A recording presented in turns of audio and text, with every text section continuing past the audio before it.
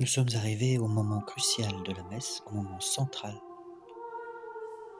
au moment de la consécration. Le prêtre, ministre du médiateur universel, doit, comme lui, lever les yeux au ciel, avec un ardent désir de s'unir à l'oblation du Christ toujours vivant, qui ne cesse d'intercéder pour nous, et qui ne cesse d'offrir avec lui, à son Père, tous les membres vivants de son corps mystique, particulièrement ceux qui souffrent à son exemple. Le père Garrigou-Lagrange, dans son livre L'amour de Dieu et la croix de Jésus, 1953, a écrit des choses vraiment émouvantes sur le sujet. On sent qu'il avait une dévotion toute particulière pour la consécration. Je cite: « On ne saurait trop recommander aux âmes intérieures d'avoir une grande dévotion pour la consécration, qui est l'essence même du sacrifice de la messe, le moment le plus solennel de chacune de nos journées. » Fin de citation. Alors, je lis en latin et en français les paroles de la consécration. Qui pridie quam pateretur, celui-ci la veille de sa passion. Acceptit panem in sanctas ac venerabiles manus suas. Prit du pain dans ses mains, saintes et adorables. Et elevatis oculis in celum ad te deum patrem suum omnipotemptem. Et les yeux levés au ciel vers vous, Dieu son Père Tout-Puissant. Tibi gratias agens, vous rendant grâce. Benedixit, le bénit. Fregit, le rompit. Deditque discipulus suis dicens, et le donna à ses disciples. Non, d'abord le rompit et le donna à ses disciples, en disant: Accipite et manducate ex hoc omnes. Prenez et mangez-en tous. Et donc voici les paroles de la consécration que Jésus a demandé à ses prêtres de redire afin de transformer entre guillemets le pain et le vin en son corps et son sang. C'est cette parole: car ceci est mon corps. Hoc est enim corpus meum. Donc, ce sont ces paroles-là qui font que le pain devient le corps de Jésus. Je continue. Simili modo postquam cenatum est. De même, après le repas, accipiens et unc praeclarum cacillem in sanctas ac venerabiles manus suas. Il prit ce précieux calice dans ses mains saintes et adorables. Item tibi gratias agens. Il vous rendit grâce encore, donc à vous le Père. Benedixit, le bénit. Dedicque discipulus suis dicens, et le donna à ses disciples en disant: Accipite et bibite ex eo omnes. Prenez et buvez-en tous. Hic est enim calix sanguinis mei, car ceci est le calice de mon sang. Novi et aeterni testamenti, le sang de l'alliance nouvelle et éternelle. Mysterium fidei, mystère de la foi. Qui pro vobis et pro multis, qui sera versé pour vous et pour la multitude, effundetur in remissionem peccatorum, en rémission des péchés. Aec quoties scumque feceritis, toutes les fois que vous ferez cela, in mei memoriam faciatis. Vous le ferez en mémoire de moi. Hoc et enim, hic est enim. Les paroles de la consécration, paroles brèves, certes, mais combien lourdes de signification. Ceci, c'est le sacrifice de la croix continuée, perpétué dans sa réalité physique et mystique. C'est le sacrifice de la croix, continué par le pain et le vin consacrés et devenu substantiellement le corps et le sang de Jésus. Et l'expression encore « ceci », c'est le sacrifice d'oblation non sanglante du Christ vivant, immolé sur la croix une fois pour toutes et continuant d'intercéder pour nous. Ceci, lorsque Jésus dit « ceci », eh bien, c'est ce corps et ce sang de Jésus ressuscité, devenant la nourriture de son corps mystique, l'Église, car c'est du sacrifice de la croix que viennent les grâces de résurrection des âmes des fidèles au baptême, et aussi à la pénitence, et aussi à l'extrême-onction, et toutes les grâces des sacrements. Participant au sacerdoce du Christ Jésus, ministre des divins mystères, choisi et marqué par l'élection de notre Seigneur comme prêtre pour l'éternité, les prêtres le sont pour le sacrifice de la Sainte Messe et pour le sacrifice de la croix, les deux étant substantiellement le même et unique sacrifice de notre Seigneur. Ainsi, à l'évocation du prêtre se dresse la croix où est attaché le prêtre par excellence et la victime par excellence, raison d'être du Verbe incarné, raison d'être du Rédempteur. Toute votre vie fut une croix et un martyre, nous dit le livre de l'imitation de Jésus-Christ, livre 2, chapitre 12. Tota vita crux et martyrium. Toute votre vie fut une croix et un martyre.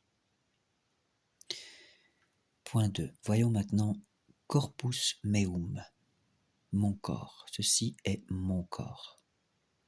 Le catéchisme du Concile de Trente renferme les propos suivants.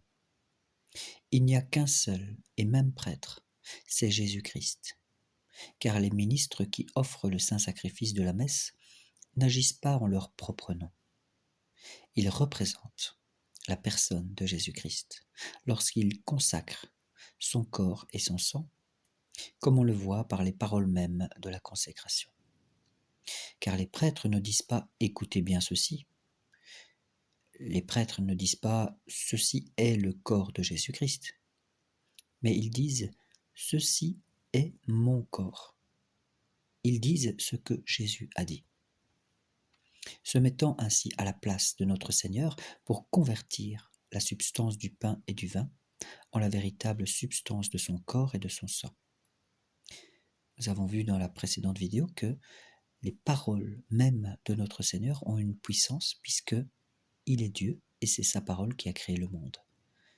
Donc cette parole, il dit et cela fut. Et les choses étant ainsi, il faut sans aucune hésitation enseigner avec le Saint Concile que l'auguste sacrifice de la messe n'est pas seulement un sacrifice de louange et d'action de grâce, ni un simple mémorial de celui qui a été offert sur la croix, mais encore un vrai sacrifice de propitiation pour apaiser Dieu et nous le rendre favorable. Voilà ce que nous dit notre foi. Catéchisme du Concile de Trente, chapitre 20, paragraphe 8. Retraite à Icône, 1984. Ceci est mon sang, calix sanguinis mei.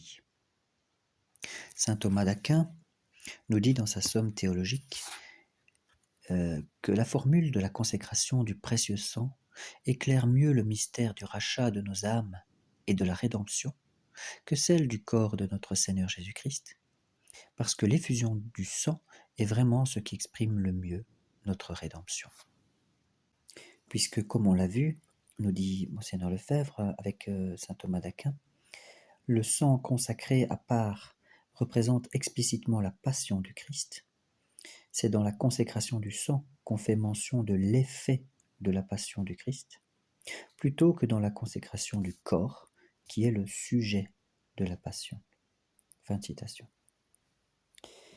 Ici-bas, le sacrifice de notre Seigneur a surtout pour nous une valeur d'immolation pour la réparation des péchés. Son sang coule justement pour la réparation de nos péchés. Sans doute, il rend aussi une grande gloire et une grande action de grâce à son Père, mais vis-à-vis de nous et pour nous, c'est surtout l'aspect de réparation qui est inscrit sur la croix. Il est clair que ce sang qui coule des mains, du cœur et des pieds transpercés, de la couronne d'épines, nos yeux peuvent le voir. Le sang qui coule de partout du corps de notre Seigneur signifie la réparation pour le péché. Cela est évident. Alors cette réparation doit continuer pour s'appliquer à chacune de nos âmes. C'est ce qui se passe durant le sacrifice de la messe que notre Seigneur a institué. Donc je répète, cette réparation doit continuer pour s'appliquer à chacune de nos âmes. C'est pour ça qu'on refait des messes, pour nous appliquer le sacrifice au moment présent. D'où la consécration séparée du corps et du sang. Cette double consécration du sang sous l'espèce du vin et du corps sous l'espèce du pain montre la mort, signifie la mort de notre Seigneur. La séparation du sang et du corps est un signe du sacrifice. Quoique, en réalité, le corps et le sang de notre Seigneur, son âme et sa divinité soient présents sous les deux espèces. Parce que maintenant, notre Seigneur ne peut séparer son sang de son corps. Il ne peut plus mourir. Il n'y a qu'un seul corps du Christ, celui qui est au ciel depuis la résurrection. C'est ce corps qui est rendu présent sacramentellement par la consécration. Par les paroles « Ceci est mon corps », c'est le corps du Christ qui est rendu directement présent. Mais depuis la résurrection, le corps du Christ est uni à son sang, à son âme. Et donc, sous les espèces, ce qui apparaît au sens la couleur et le goût, du pain sont présents les corps, sang, âme et divinité de Jésus-Christ. C'est la concomitance. De même, sous les espèces du vin. Donc, c'est une séparation mystique. C'est un miracle. Et cette séparation est voulue par notre Seigneur. Notre Seigneur a voulu qu'il y ait cette séparation. Je lis la note. Cette immolation est mystérieuse, mystique, dit Monseigneur Lefebvre, car elle est bien réelle, mais d'une façon non pas sanglante comme à la croix, mais selon le signe sensible que nous voyons, c'est-à-dire les consécrations séparées du corps et du sang. C'est une immolation que l'on peut dire sacramentelle. C'est un signe visible d'une réalité invisible. Le catéchisme de saint Pie X nous enseigne que le sacrement est un signe sensible efficace de la grâce. Il signifie et produit la grâce. Par exemple, pour le baptême, l'ablution d'eau signifie et produit l'ablution de la faute originelle. De même qu'un sacrement signifie et produit la grâce, de même la consécration séparée des espèces signifie et produit l'immolation du Christ de façon sacramentelle, donc par un signe sensible efficace. Et saint Thomas d'Aquin écrit « L'Eucharistie est le sacrement parfait de la passion du Seigneur. » Somme théologique, chapitre 3. Livre 3, pardon. Fin de la note. Donc je reprends, Monseigneur Lefebvre dit « La forme de la consécration du sang exprime de quelle manière nous participons à la passion. Les premières paroles « Ceci est le calice de mon sang » signifient la conversion du vin au sang, et les paroles qui suivent désignent la vertu du sang répandu dans la passion, vertu qui opère dans ce sacrement. Donc, lorsqu'il est dit « le sang de l'alliance nouvelle et éternelle, le mystère de la foi, qui sera versé pour vous et pour beaucoup en rémission des péchés ». C'est ce que nous avons lu dans la prière au début. Eh bien, les paroles qui suivent désignent la vertu du sang répandu dans la Passion, vertu qui opère dans ce sacrement. Cette vertu nous fait obtenir l'héritage éternel. Selon l'Épître aux Hébreux, chapitre 10, il est écrit « Nous avons un accès assuré au sanctuaire par son sang ». Et pour désigner cela, on dit « de la nouvelle et éternelle alliance ». Désormais, c'est l'éternelle alliance. Par le sang, nous participons à l'éternelle alliance. C'est l'alliance de toujours, l'alliance qui se poursuivra au ciel. Conférence à Écône 1989. Mais alors, que signifie ce sang ? Ce n'est pas simplement pour répandre du sang que notre Seigneur Jésus-Christ est venu sur la terre. C'est parce que ce sang, c'est la charité. C'est l'Esprit Saint qui a fait couler le sang de notre Seigneur Jésus-Christ, c'est son amour. C'est le signe de sa charité pour nous. Voilà ce qu'est le sang de notre Seigneur. L'effusion du sang signifie que notre Seigneur répand son amour en nous, son Esprit Saint. Cet Esprit Saint nous porte vers Dieu, nous porte à accomplir notre devoir, à accomplir la loi de Dieu, qui n'est pas autre chose que la loi de charité, une loi d'amour. Aime Dieu, aime ton prochain. Voilà notre loi. Le sang de Dieu n'est pas autre chose qu'une source d'amour. Mais c'est aussi le signe de la pénitence, le signe du sacrifice. Désormais, Dieu l'a voulu ainsi. Nous ne pouvons plus aimer sans nous sacrifier. En effet, nous devons, pour aimer, nous effacer, nous oublier nous-mêmes. Tant que nous nous aimons encore d'un amour déréglé, tant que nous nous recherchons encore, alors la charité n'est pas en nous. Nous sommes remplis d'égoïsme. Nous ne recherchons que nous-mêmes, que nos avantages, que notre amour-propre, que ce qui nous plaît. C'est saint Paul qui nous dit « La charité ne cherche pas son intérêt, mais la charité est patiente, elle souffre tout, elle croit tout et elle espère tout. » 1 Corinthiens 13. Voilà ce qu'est la charité. Voilà ce que le sang de notre Seigneur nous donne, ce qu'il signifie pour nous et produit en nous. Homélie à Fanjeaux en 1979. Point 4. Le sang de la nouvelle et éternelle alliance. Novi et Aeterni Testamenti. Pourquoi de la nouvelle et éternelle alliance ? Y a-t-il eu un autre testament, puisqu'il s'agit d'un nouveau testament et d'un testament éternel ? Eh oui, il y a eu un autre testament. Le mot testament signifie héritage. Il n'y a pas de testament s'il n'y a pas d'héritage. Le premier héritage du premier testament était la promesse de la venue du Messie. Promesse qui se concrétisait dans ces lois de pierre qui se trouvaient dans l'Arche d'Alliance. Les 10 commandements que Moïse avait donnés. Mais ce n'était pas là le vrai testament, ce n'était pas là le testament éternel, l'héritage éternel que Dieu voulait donner aux hommes. Tout cela n'était qu'une image, une préparation de cet héritage que nous devions recevoir prochainement. C'est l'héritage qui est Jésus-Christ lui-même, présent dans nos tabernacles. C'est lui qui va se donner dans ce sacrifice de la croix et qui va perpétuer ce sacrifice de la croix sur nos autels, par l'intermédiaire des prêtres. Voilà le grand héritage que le bon Dieu veut nous donner.